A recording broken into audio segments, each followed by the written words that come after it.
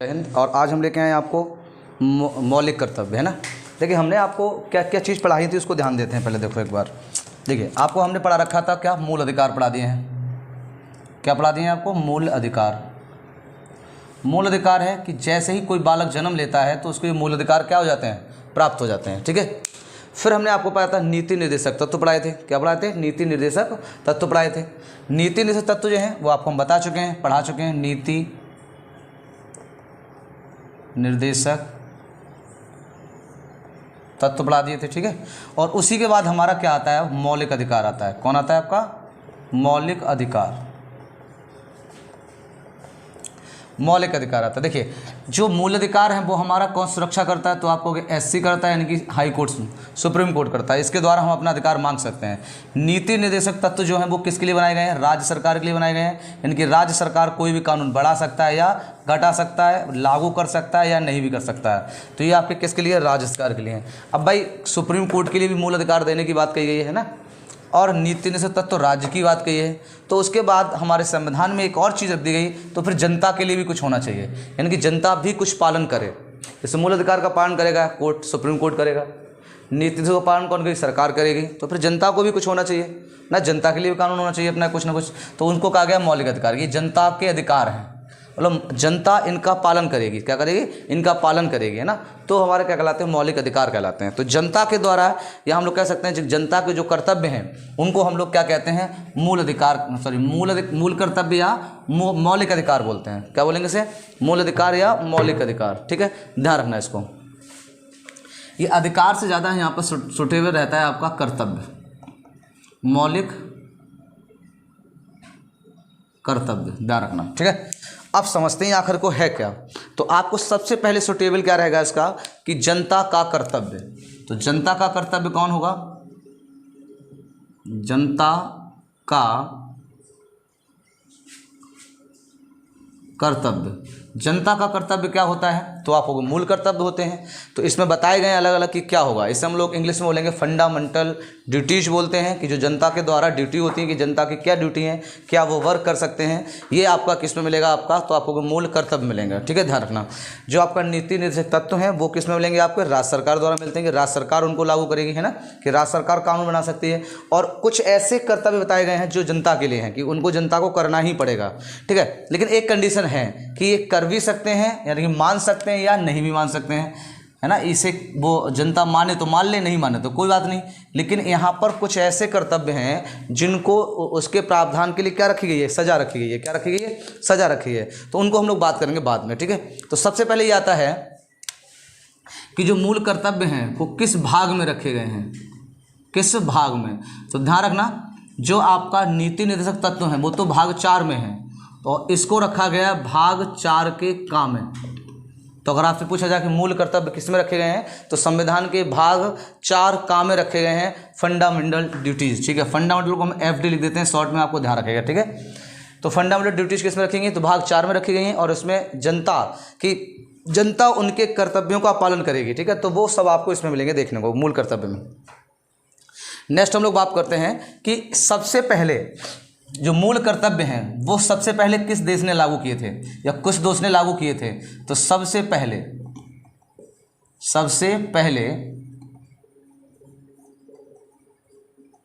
किस देश ने सबसे पहले लागू किए थे? ठीक है। तो आप कहोगे इससे सबसे पहले जो लागू किया था वो जापान ने किया था। ध्यान रखना, जापान को छोड़कर और किसी ने अभी तक कोई इसमें लागू नहीं किया। ध्यान रखना, सबसे पहले अगर पूछेगा कि कौन लाया था FD यानी कि फंडामेंटल ड्यूटीज, कौन अपने संविधान में, किसने लिखा था, तो आप बताओगे जापान। ठीक है, ध्यान रखना इसको। ठीक है। लेकिन बात आती है, ये तो आपका सबसे पहले लाने वाला हो गया कि सबसे पहले जो आपके जो मूल कर्तव्य हैं उनको अपने संविधान में लिखा किसने, या अपनी जनता पर लागू किसने करवाया, तो आप किसे बता दोगे? जापान को। लेकिन बात आती है कि भारत में जो लिए गए हैं, यानी कि भारत ने लिए, तो आपसे पूछ सकता है कि भारत ने कहाँ से लिए हैं। ठीक है, तो आप कहाँ से बताओगे? रूस से लिए गए हैं। ध्यान रखना ये। तो भारत ने जो आपके मूल कर्तव्य लिए हैं वो कहाँ से लिए हैं बताओ? तो आप बताएंगे रूस से लिए हैं। ठीक है, ध्यान रखना। बात आती है कि जब मूल, देखो ध्यान रखना सबसे पहले, जब हमारा संविधान बना था उस टाइम पर हमारे मूल कर्तव्य उसमें नहीं थे, लेकिन ये बाद में जोड़े गए। तो ध्यान रखना, संविधान जब लागू हुआ था तो कोई भी मूल कर्तव्य नहीं था। पूरे अगर विश्व की बात करेगा कि सबसे पहले मूल कर्तव्य अपने संविधान में किसने जोड़े थे, तो आप किसे बता दोगे, तो आप कहोगे जापान ने जोड़े थे, ठीक है। और भारत कहाँ से लेके आया था इनको, तो आप कहोगे रूस से लेके आया था। ध्यान रखना, कहाँ से लेके आया था, रूस से लेके आया था। किसको, मूल कर्तव्य को। अब बात आती है कि जो मूल कर्तव्य हैं क्या है आपके, एफडी शॉर्ट में लिख देंगे हम इसको, एफडी। तो ध्यान रखना, सबसे पहले इसकी सिफारिश की किसने थी, क्या पूछेगा आपकी कि सिफारिश सबसे पहले किसने की थी। तो एक समिति थी, सरदार, समिति का नाम लिखेंगे हम यहाँ पर, सरदार स्वर्ण सिंह समिति। इन्होंने सबसे पहले क्या की थी, सिफारिश की थी, किसकी, कि इसमें हमारे संविधान में मूल कर्तव्य होने चाहिए। क्या होने चाहिए, अगर जोड़ने की बात करेगा कि जोड़ने की बात किसने सबसे पहले की थी, जोड़ने की, ठीक है। तो जोड़ने की सबसे पहले बात किसने की थी, तो आप किसे बताओगे, सरदार। लागू किसने करवाए थे, भाई इन्होंने तो सिफारिश कर दी थी, बोले जोड़ लो, तो लागू फिर किसने करवाए थे, ठीक है। तो लागू अगर पूछेगा तो बर्मा समिति ने कराए थे। क्या कराए थे, बर्मा समिति, बर्मा समिति ने कराए थे। किसने कराए थे, बर्मा समिति ने, ठीक है। ये आपके जो मूल कर्तव्य होते हैं ये आदंडनीय होते हैं। कैसे होते हैं, आदंडनीय। ध्यान रखना, अगर पूछेगा कि मूल कर्तव्य में क्या दंड का प्रावधान है, तो आप कहोगे आदंडनीय है, लेकिन इसमें कुछ ऐसे भी हैं जिनमें जो दंडनीय है। ये कैसे हैं आपके, आदंडनीय हैं। कैसे हैं ये, आदंडनीय। लेकिन कुछ ऐसे मूल कर्तव्य हैं जो आपके क्या हैं, दंडनीय हैं। कुछ ऐसे हैं जो क्या हैं आपके, दंडनीय हैं, दंडनीय हैं। उसमें से आपके लगभग आपको देखने को मिलेंगे ये, तो 4 ऐसे मूल कर्तव्य हैं जो क्या हैं, दंडनीय हैं, यानी कि उनमें आपको सज़ा मिल सकती है, बाकी किसी और में सज़ा नहीं है। बट अगर 4 वो अनुच्छेदों को आप उल्लंघन करते हो, 4 अगर आप मूल कर्तव्यों का उल्लंघन करते हो, ठीक है, तो उसमें क्या है, सज़ा है। ध्यान रखना, तो ऐसे मूल कर्तव्य कितने हैं, यानी कि एफडी कितनी है, ऐसी फंडामेंटल राइट्स कितनी है, तो आपको 4 जो क्या है, दंडनीय है। और वैसे देखा जाए तो संविधान में इसके लिए दंड का प्रावधान नहीं है, लेकिन बाद में इसको अलग से जोड़ा गया था कि ये दंडनीय हो सकते हैं 4 का। अगर कोई इसका उल्लंघन करता है उन मूल कर्तव्यों का, तो उनको क्या दी जाएगी, सजा दी जाएगी। ध्यान रखना, ये इंपॉर्टेंट रहेगा आपको कि फंडामेंटल राइट्स सबसे पहले जोड़ने की बात किसने कही थी, तो आप सरदार स्वर्ण सिंह समिति बताओगे, ठीक है। सरदार स्वर्ण सिंह समिति क्या बताओगे आप, समिति। ध्यान रखना ये। और लागू करने की अगर बात करेगा तो किसने लागू करवाए थे, तो बर्मा समिति ने कराए थे। किसने कराए थे, बर्मा समिति ने, ठीक है। यहाँ तक बात समझ में आ गई होगी। अब देखो नेक्स्ट बात कर लेते हैं। मूल अधिकार, जो मूल कर्तव्य हैं आपके, वो जनता के लिए है कि उनको जनता को क्या करना पड़ेगा, मानना पड़ेगा। बट अगर कुछ ऐसे भी हैं जिनको अगर आप नहीं मानते हो तब भी आप पर कोई इफेक्ट नहीं पड़ता है, आपको कोई सज़ा नहीं दी जाएगी। बट उसमें से 4 ऐसे मूल कर्तव्य हैं जिनको अगर आप नहीं मानोगे तो उसमें क्या कर दी जाएगी, आपको सज़ा दी जाएगी, उसमें सज़ा का प्रावधान है, ठीक है। चले अब हम लोग बात करते हैं। सबसे पहले अगर आता है कि संविधान, जब संविधान बना था तो आपके कितने फंडामेंटल राइट्स थे, तो आप कहोगे 0 थे। कितने थे, 0 थे। जब संविधान बना था, अगर उस टाइम पे पूछता है कि एफडी कितनी थी, तो आप क्या बताओगे, 0 यानी कि 0। क्या बताओगे, 0 या 0। उसके बाद जब आगे बढ़े तो सबसे पहले पूछेगा कितने जोड़े गए थे, तो आप कहोगे 10 जोड़े गए थे। क्या जोड़े गए थे, 10 मूल कर्तव्य, यानी कि एफडी जो जोड़ी गई थी वो कितनी जोड़ी गई थी, तो आप कितनी बता दोगे एफडी जोड़ी गई थी, तो 10 एफडी जोड़ी गई थी। यानी कि पहले सर्वप्रथम अगर पूछेगा कि हमारे मूल कर्तव्य कितने थे, क्या पूछेगा आपसे कि कितने मूल कर्तव्य थे, तो आप कहोगे 10 जोड़े गए थे। कितने जोड़े गए थे, 10। तो देखो संविधान में हमेशा ध्यान रखना, जब कोई चीज़ जोड़ी जाती है तो वो कहीं ना कहीं किसी न किसी आर्टिकल्स में रखी जाती है, यानी कि उसका संशोधन होता है। क्या होता है, संशोधन। तो आपसे पूछ सकता है कि जब 10 जोड़े गए थे तो कौन सा संशोधन था, तो आपको 42वां संशोधन था। ये क्या था आपका, 42वां। आज तक के संविधान के इतिहास में ये सबसे बड़ा संशोधन माना गया है। 42वां संविधान संशोधन कब हुआ था, तो आपको 1976 में हुआ था। कब हुआ था, 1976। इसके तहत हमारे संविधान में क्या जोड़े गए हैं, 10 एफडी जोड़ी गई थी, यानी कि फंडामेंटल राइट्स जोड़े गए थे। कितनी संख्या थी उनकी, 10 थी, ठीक है।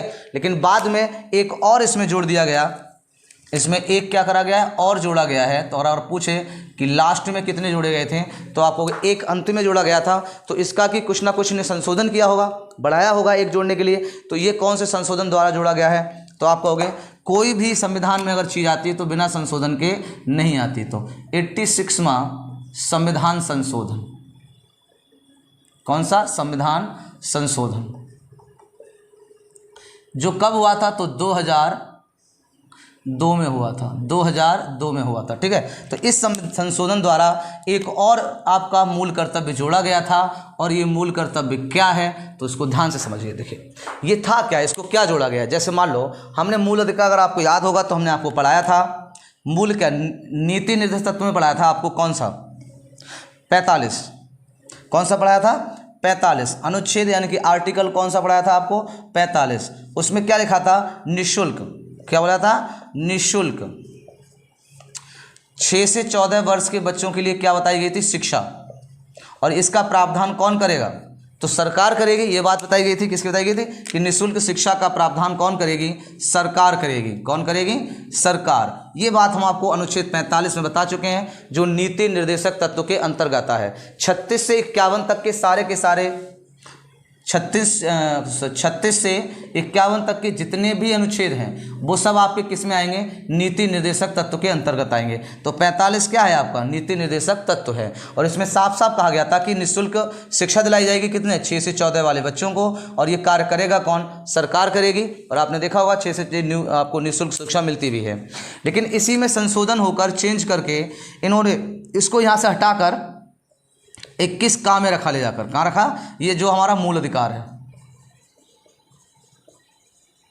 मूल अधिकार है, तो यहाँ ने निःशुल्क शिक्षा को हटाकर कहाँ रख दिया? जाके 21 का में रख दिया जाके। ठीक, किस में रख दिया? 21 का में। तो 21, देखो ध्यान रखना, अगर आपको अनुच्छेद पूछता है कभी कि वर्तमान में शिक्षा से संबंधित कितने अनुच्छेद हैं, तो 2 हैं। एक तो अनुच्छेद 45 है, इसमें निःशुल्क शिक्षा की बात करी गई है, और उसको अप्लाई कहाँ करा जाके? तो 21 का, मतलब इसको यहाँ से संशोधन करके हटाकर कहाँ ले गए? 21 का में। और इसमें ये हमारा क्या? मूल अधिकार है। और जो मूल अधिकार है, कल अगर हमने थोड़ा सा इसके बारे में बताया भी था, तो मूल अधिकार हमारे स्टार्ट होते हैं कितने? 12 से 35 अनुच्छेद में।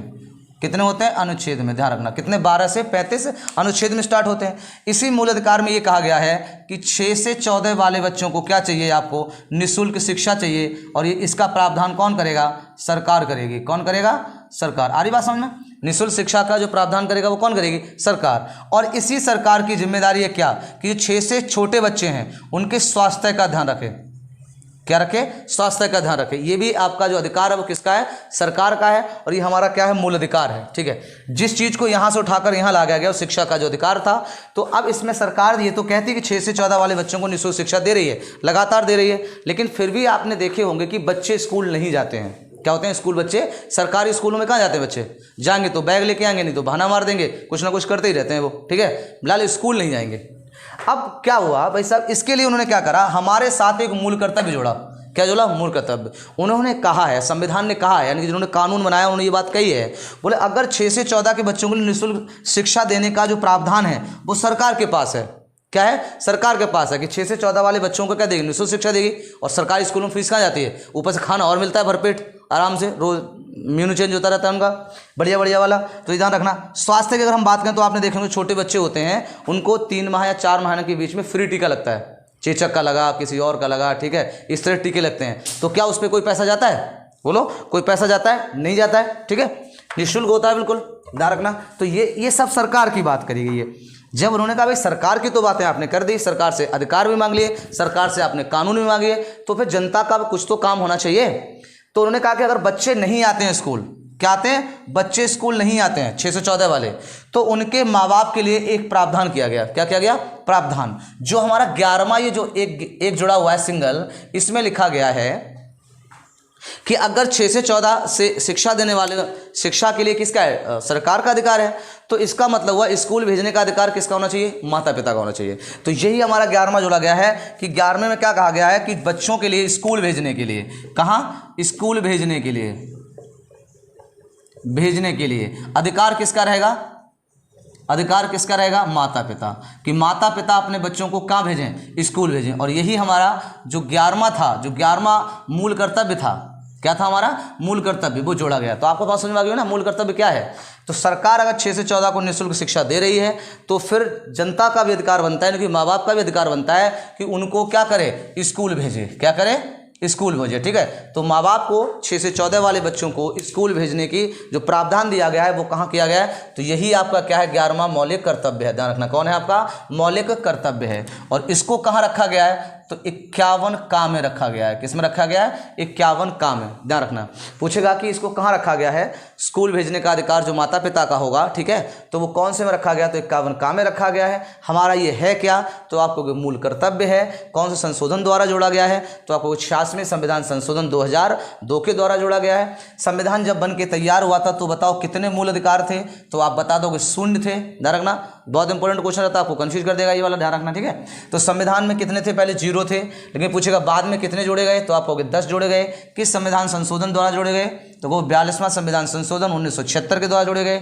एक और जोड़ा गया है, जो क्या हुआ, 86वें संविधान संशोधन 2002 में जोड़ा गया, और उसमें क्या रखा गया है, पेरेंट्स की बात कही गई है, और उसको सब्ट्रैक्शन कहाँ रखा गया है, तो आर्टिकल 51 का में रखा गया है। यहाँ तक आपको बात समझ में आ गई होगी, आगे आराम से, बिल्कुल ठीक है, ध्यान रखना यहाँ से। अब हम लोग बात करते हैं कि हमारे मूल कर्तव्य हैं कौन कौन से, उनको एक एक करके पढ़ेंगे और उसको समझ लेते हैं। ठीक है, और कौन से आपके मूल कर्तव्य हैं उनमें सजा का प्रावधान है। तो हमने आपको बताया था कि 4 ऐसे हैं जिसमें सजा का प्रावधान है कि अगर आप उनका उल्लंघन करते हो तो फिर आपको क्या मिल जाएगी, सजा मिलेगी। ठीक है, बोलो बात समझ में आएगी। तो एक एक करके हम इसको नोट कर लेते हैं, फिर आपको आराम से समझा देते हैं कि आखिर ये है क्या। ठीक है, 11 के 11 पढ़ने हमारे लिए, तो आप उसको विशेष ध्यान रखोगे। ठीक है, तो स्टार्ट करेंगे इसको हम लोग। ठीक है, पहला, ठीक है, तो कौन कौन से आपके मूल अधिकार हैं हम आपको बता रहे हैं इसमें कि मूल कर्तव्य कौन कौन से हैं आपके। ठीक है, तो देखिए इसमें हम आपको नोट कर दिए हैं सारे, आपको समझ लेना क्योंकि थ्योरी वाले टोटल होते हैं। तो इसमें पहला आपका जो मूल कर्तव्य है वो क्या है, यानी कि आप अपने देश के लिए यहाँ पर क्या कर सकते हो। ठीक है, तो देखिए इसमें पहले दिया हुआ है, प्रत्येक नागरिक का यह कर्तव्य है कि वह संविधान का पालन करे और उसके आदर्श संस्थानों, ठीक है, राष्ट्रीय ध्वज और राष्ट्रगान का आदर करें। ठीक है, इसलिए आपका कर्तव्य बनता है, क्या बनता है कि प्रत्येक नागरिक क्या करेंगे, अपना कर्तव्य करेंगे और संविधान का पालन करेंगे। संविधान का यहाँ पे पालन का मतलब क्या है, संविधान का पालन मतलब संविधान द्वारा जो कानून बनाए गए हैं उनका वो लोग क्या करेंगे, आदर करेंगे, यानी कि कानूनों का क्या करेंगे, आदर करेंगे और पालन करेंगे। ठीक है, और उसके द्वारा आदर्श संस्थानों का, आदर्श संस्थानों का मतलब होता है कि जो संविधान के द्वारा बनाई गई बिल्डिंग्स हैं, जैसे मान लो संसद है हमारा, क्या है, संसद, तो वो संसद क्या है, संवैधानिक बिल्डिंग है, तो उस संसद का आप क्या करेंगे, सम्मान करेंगे। राष्ट्रीय ध्वज का क्या करेंगे, सम्मान करेंगे। ठीक है, और राष्ट्रीय गान का भी क्या करेंगे, सम्मान करेंगे। बात सुना, राष्ट्रीय गान का भी सम्मान करेंगे। अब देखिए राष्ट्रगान के लिए या 2 कंडीशन बताई गई हैं कि या तो कहीं राष्ट्रगान का चल रहा है तो आप कहीं पे समाधान अवस्था में खड़े हो जाओ, ठीक है, और उस राष्ट्रगान को गाने लगो, जैसे स्कूल में करते हैं बच्चे सब गाते हैं। अगर मान लो कुछ लोग कहते हैं जैसे अलग अलग भाषा के हैं, नहीं समझ पाए उस चीज़ों का, किसी का राष्ट्रगान, तो उसमें उन्होंने कहा कि आप राष्ट्रगान मत गाओ और सिर्फ आप क्या करो, बिल्कुल समाधान अवस्था में खड़े हो जाओ। ठीक है, और आराम से खड़े रहो, उसको बोलो मत, तब भी उस राष्ट्रीय जो ध्वज है या राष्ट्रीय गान है उसका क्या हो जाएगा, सम्मान हो जाएगा। तो आपने देखा होगा जैसे राष्ट्रगान हमारे कानों में पड़ता है हम एकदम खड़े हो जाते हैं, ठीक है, आराम से, और आराम से राष्ट्रगान चलता रहता है, तो आप मत गाओ लेकिन समाधान अवस्था में खड़े रहो। तो उससे भी हम क्या करते हैं, अपने राष्ट्रीय गान का सम्मान कर देते हैं। तो ध्यान रखना ये जरूरी है, सभी भारतीय नागरिकों के लिए मूल कर्तव्य बहुत इंपॉर्टेंट रहता है, और अगर ऐसा नहीं करते हो तो इसमें सजा का प्रावधान है। ध्यान रखना, हमने आपको 4 बताए हैं तो उसमें देख लेना ध्यान से। पहला आ गया सजा का प्रावधान होगा, अगर आपने क्या करा है, राष्ट्रीय गान का अपमान किया है, राष्ट्रीय ध्वज का अपमान किया है, या फिर आपको संविधान द्वारा बनाई गई बिल्डिंग्स को आपने ध्वस्त किया है, आप उसकी बातों को नहीं मानते हो, उसके कानून को नहीं मानते हो, तो आपको क्या है, फिर सजा दी जाएगी। ठीक है, और आपको ये मानना ही पड़ेगा। ठीक है, अगर आप भारत में रहते हो, भारत के नागरिक हो, तो आपको अपना पहला मूल कर्तव्य मानना ही पड़ेगा। आगे बात समझ में, ठीक है, तो ध्यान रखना पहला मूल कर्तव्य क्या है कि संविधान द्वारा जो बनाए गए कानून है आप उनका क्या करेंगे, पालन करेंगे। ठीक है, और जो हमारा राष्ट्रीय गान है उसका सम्मान करेंगे, और राष्ट्रीय ध्वज का भी क्या करेंगे, सम्मान। राजमुद्र तिरंगा, तिरंगे को आप ऐसे गली में फेंक नहीं सकते हो, है ना, उल्टा नहीं लगा सकते हो, है ना, उसमें ला सकते हो, खराब नहीं कर सकते हो, उसे फाड़ नहीं सकते हो।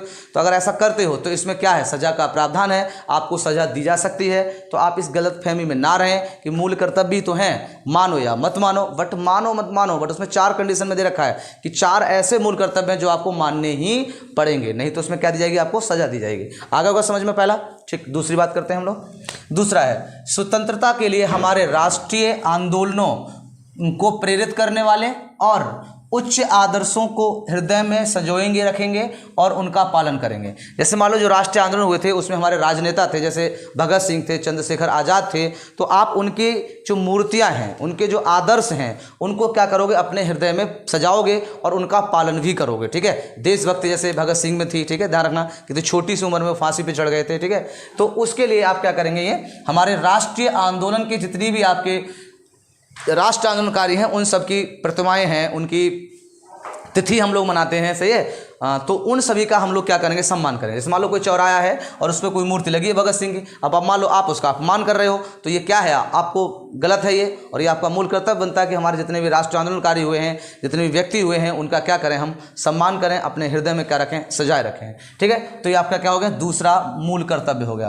अब हम लोग बात करते हैं तीसरे मूल कर्तव्य की। किसकी बात करेंगे, तीसरे मूल कर्तव्य की। तीसरा मूल कर्तव्य क्या है, भारत की प्रभुत्ता, एकता और अखंडता की सदा रक्षा करेंगे, यानी कि हमेशा भारत में भाईचारा बनाए रखेंगे, है ना, अखंडता क्या करेंगे, रक्षा करेंगे। कभी ऐसा भाषा प्रयोग नहीं करेंगे जिससे हमारे भारत में क्या हो, कोई विद्रोह हो जाए, कोई लड़ाई हो जाए, कोई झगड़ा हो जाए हमारी बात से।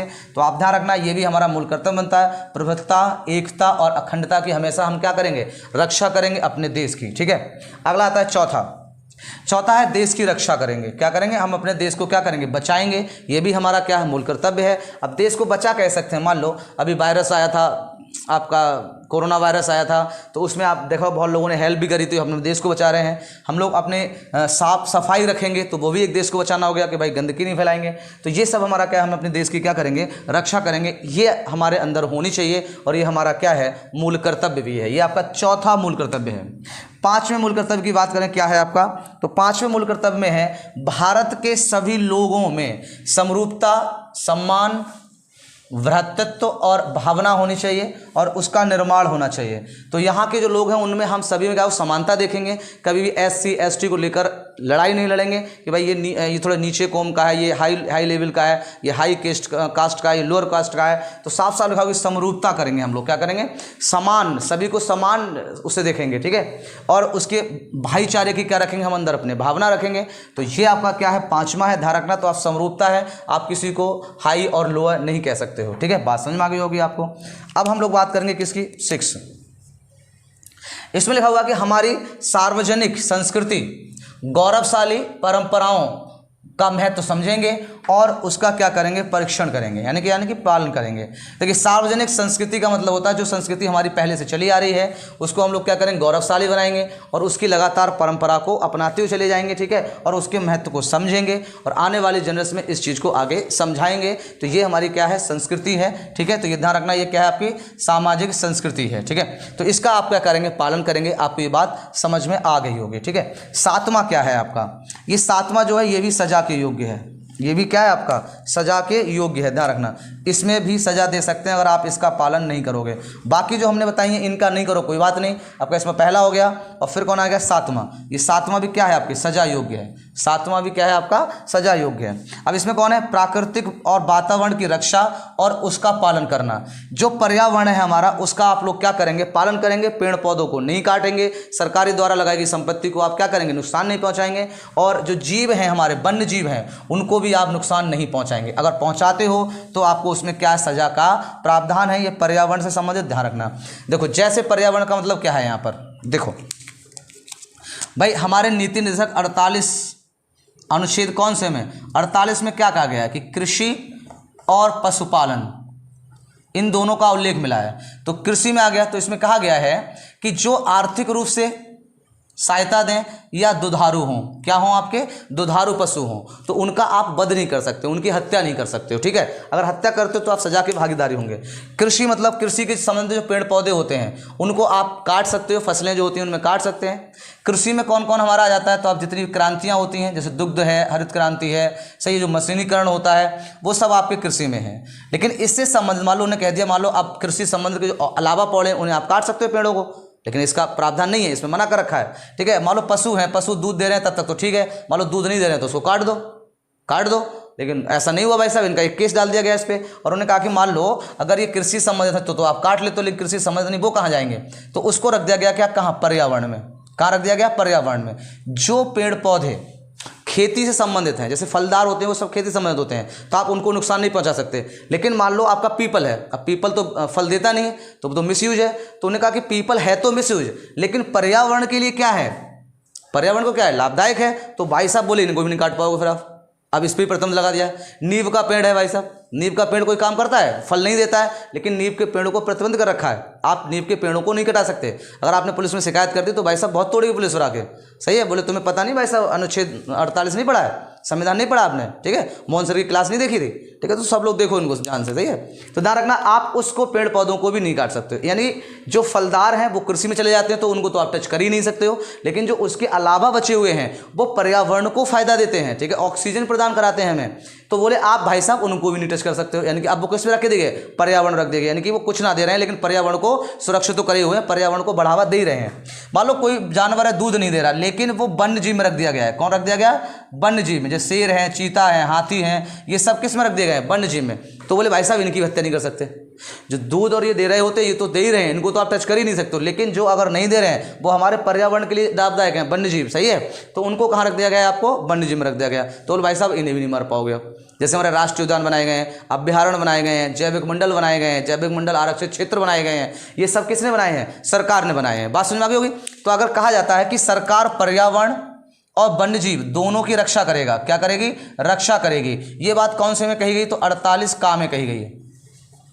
48 का के तहत क्या है कि सरकार पर्यावरण की क्या करेगा, सुरक्षा करेगा, उनके लिए बढ़ावा देगा, उनका पालन करवाएगा, पर्यावरण को लगातार पालन करेगा। आपने भी देखा होगा कि बहुत सीएम ने हमारे पेड़ पौधे लगवाए थे हरियाली के लिए, सब जगह प्रधान लोगों को दिए थे, ठीक है, तो वो उस सब के लिए इसी संबंधित था आपका, ठीक है। अब बोले भाई साहब सरकार तो करेगी, फिर जनता क्या करेगी, तो जनता का भी प्रावधान दिया हुआ है कि पर्यावरण और वन्यजीव को जनता भी क्या करेगी, यानी कि नागरिक, कौन, नागरिक भी क्या करेंगे, इसकी रक्षा करेंगे, क्या करेंगे, इसकी रक्षा करेंगे और उसको बढ़ावा देंगे।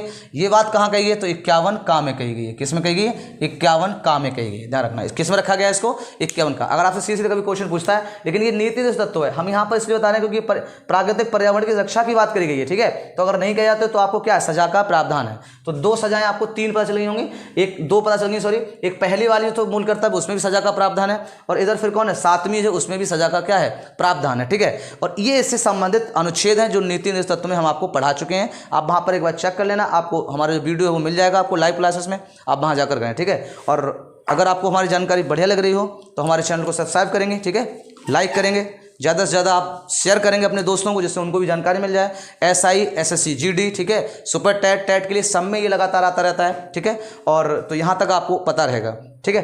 अब ये बात समझ में आ गई यहाँ पे। तो 48 ये जो पर्यावरण से संबंधित है तो ये हम आपको बता चुके हैं। सरकार की बात करेगा कि सरकार पर्यावरण और वन्यजीव की रक्षा करेगा, इस बात का प्रावधान कहाँ है, तो आपको 48 का में है। और नागरिक अगर इसका पर्यावरण और वन्यजीव की रक्षा करेंगे उसका प्रावधान कहाँ है, तो 51 A में है। और यही हमारा टोटल क्या है, आपका मूल कर्तव्य है। तो मूल कर्तव्य कौन सा है हमारा, तो 7वां है। तो इसमें क्या है, सजा का प्रावधान है, ध्यान रखना। तो 2 प्रावधान समझ में आ गए होंगे, 4 बताए थे हमने। अब देखते हैं अगला आपका हमारा कौन सा 8वां मूल कर्तव्य आता है। इसमें कहा गया वैज्ञानिक और ज्ञान अर्जन की भावना का विकास करेंगे, यानी कि हमारे अंदर जो वैज्ञानिक दृष्टिकोण है, यानी कि पढ़ाई के संबंधित विज्ञान में नई नई खोजों के लिए हमें क्या होना चाहिए, प्रेरित होना चाहिए। हमें ज़्यादा से ज़्यादा वैज्ञानिक क्षेत्र में नॉलेज होनी चाहिए, ज्ञान होना चाहिए, और उसका हम क्या करें, लगातार बढ़ाएं, जिससे हम नई नई चीज़ों की खोज कर पाएँ, जिससे भारत को क्या हो, आगे ले जाने में मदद करें। तो ये भी हमारा क्या है, एक मूल कर्तव्य कि आप पढ़ाई भी ऐसी पढ़ो जो वैज्ञानिक होनी चाहिए, जो बाद में देश के क्या आ जाए, काम आ जाए, ठीक है। जैसे मान लो नासा फासा जो हमारे वैज्ञानिक हैं वो सब क्या है, देश का नाम रोशन कर रहे हैं। नमा देखते हैं, नमा में क्या है, सार्वजनिक संपत्ति की सुरक्षा करेंगे। ये इसमें भी सजा का प्रावधान है, इसमें भी क्या है, सजा का प्रावधान है, ध्यान रखना। इसमें भी सजा का प्रावधान है, कौन से में, 9 में है। सजा का प्रावधान किसमें, 9 में है। सार्वजनिक संपत्ति मतलब सरकार के द्वारा बनाई हुई जो संपत्ति है, जैसे चौराहे हैं, रोड हैं, जो लाइट लगा रखी है सरकार ने, आप इनकी तोड़फोड़ करते हो तो भी आपको क्या मिलेगी, सजा मिलेगी। जैसे आपने देखा लोग भाई धरना दे रहे होते हैं तो उसमें सरकारी बसों को आग लगा दी, सही है, चौराहों की मूर्तियाँ तोड़ दी, चौराहे तोड़ दी, है ना, इस तरह की। तो ये क्या है, सार्वजनिक संपत्ति होती है। तो आप इसमें क्या कर सकते हो, बताओ क्या नहीं कर सकते हो भाई साहब, इसे तोड़फोड़ नहीं कर सकते, ध्यान रखना। अगर तोड़फोड़ करी जाएगी तो इस बार अभी देखा होगा कुछ यूपी में दंगे भंगे हो गए थे, आपके तो उसमें क्या करा था कि जो उन लोगों ने तोड़फोड़ करी थी उसका पैसा वसूल लिया गया था। ठीक है, तो ये ध्यान रखना, ये सजा के संपत्ति है। तो सार्वजनिक संपत्ति को आप नुकसान नहीं पहुंचा सकते, ये आपको बहुत ध्यान रखना है। तो ये हमारा कौन था, नवा मूल कर्तव्य था। अब हम लोग नेक्स्ट बात करेंगे किसकी, 10वें की। किसकी बात करेंगे, 10वें मूल अधिकार की बात करेंगे। ठीक है, ध्यान रखना। ठीक है, नेक्स्ट हम लोग बात कर लिया हमने 10वें, हम लोग किसकी बात कर रहे थे, मूल कर्तव्य की। हमने 9 मूल कर्तव्य आपको बता दिए हैं, जिसमें से आपका पहला, 7वां और 9वां ये तीनों सजा योग्य थे। कैसे थे, सजा योग्य। ठीक है, ध्यान रखना। अगला आता है 10वां, व्यक्तिगत एवं सामूहिक गतिविधियों के सभी क्षेत्रों में उत्कर्ष की ओर बढ़ने का सतत प्रयास करेंगे आप।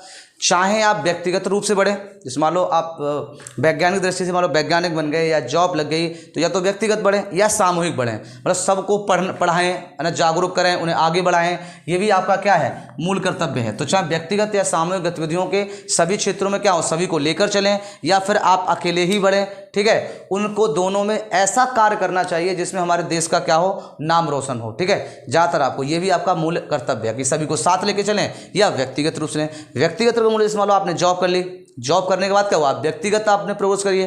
लेकिन मान लो आपने कोई बिजनेस करा, तो बिजनेस करोगे तो वहाँ भाई उसके लोगों को साथ जोड़ोगे भी, है ना, और लोगों को भी रोजगार मिलेगा। तो इसका मतलब है कि ये सामूहिक गतिविधियाँ होंगी। और व्यक्तिगत मतलब वो आपने पढ़ाई करी, पढ़ने के बाद आपने नौकरी कर ली, नौकरी के बाद आपका क्या हुआ, व्यक्तिगत विकास हुआ, तो आपने किसी लोगों को साथ में लेकर नहीं चले।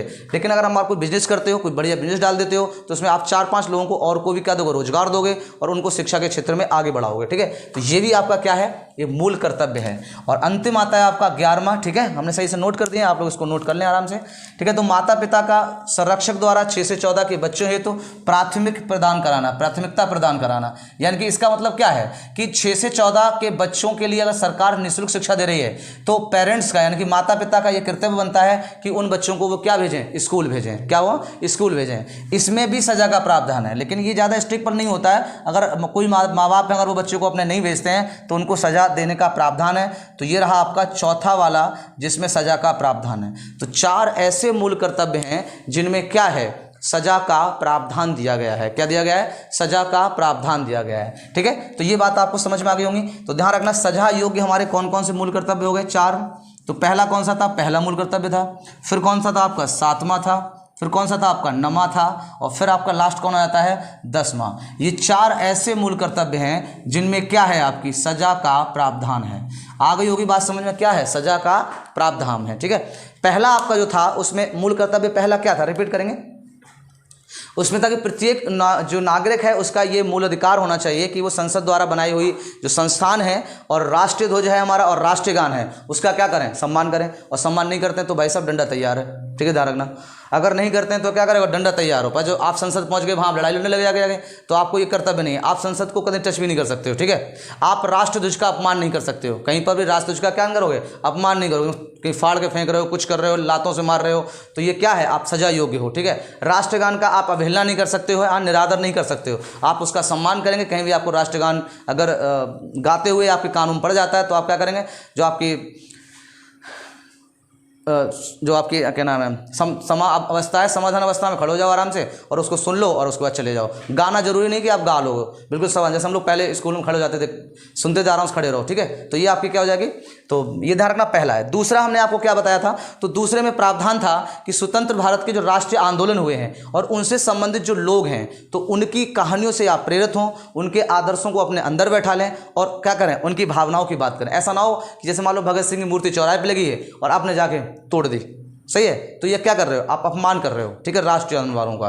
अगर तीसरा हमारा क्या था कि भारत की प्रभुत्ता, एकता और अखंडता की सुरक्षा करेंगे, कि कभी भी हम अपनी तरफ से कोई ऐसी बात नहीं कहेंगे जिससे भारत में कोई विद्रोह हो जाए, कोई दंगे हो जाए, कोई अखंडता में उसकी क्या आ जाए, आँच आ जाए। ठीक है, तो ऐसी कोई बात हम नहीं करेंगे, सभी को बहुत भाईचारे से रखेंगे। ठीक है, नेक्स्ट आपका था कि भारत की जो देश की रक्षा करेंगे। देश की रक्षा का मतलब होता है कि जो आपकी चीज़ें हैं देश की, उसकी क्या करेंगे, हम लोग रक्षा करेंगे। ठीक है, यानी कि देश की रक्षा की जब भी आएगी तो हमारे अंदर क्या होनी चाहिए, देशभक्ति होनी चाहिए, अपने देश के प्रति आपको पॉजिटिव थिंकिंग होनी चाहिए। ठीक है, अगली बात करते हैं। अगला हमारा कौन सा था, भारत के सभी लोगों की समरूपता यानी कि समानता की बात करेंगे हम लोग। उसमें एससी, हाई कास्ट, लो कास्ट की कोई बात नहीं करेंगे और वहाँ पर हम लोग क्या करेंगे, उसके सम्मान की बात करेंगे, समानता की बात करेंगे, सभी क्या हैं, समान हैं।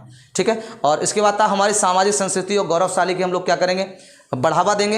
यानी कि ऐसा नहीं समाज संस्कृति को आप, जैसे संस्कृति हमारी भाई साहब, मतलब छोटे बच्चे हैं उनको हम लोग आदर से या बड़ों को रिस्पेक्ट करते हैं, पैर छूते हैं, तो ये हमारी क्या है, संस्कृति है, ये हमारा बड़प्पन है। ठीक है, तो वो हम लोग क्या करेंगे, लगातार पालन करेंगे और अगली आने वाली जनरेशन में उस चीज़ों को बढ़ाते जाएंगे। ठीक है, नेक्स्ट बात की प्राकृतिक जो वातावरण है उसको हम नुकसान नहीं पहुँचाएंगे और उसका क्या करेंगे, पालन करेंगे। और अगर पर्यावरण को आप नुकसान पहुँचाते हो तो भाई साहब डंडा पुलिस का तुरंत तैयार रहता है। ठीक है, अगर मान लो पर्यावरण आप बिना पूछे पेड़ काट डालते हो, कुछ भी कर देते हो, तो आप नुकसान पहुँचा रहे हो। ठीक है, क्योंकि नीति तत्व 48 में भी यही बात कही गई है, तो आप उसको ध्यान रखेंगे। ये आपका मूल अधिकार है, लेकिन वो कैसा, सजा योग्य, आप पर्यावरण से छेड़छाड़ नहीं कर सकते हो।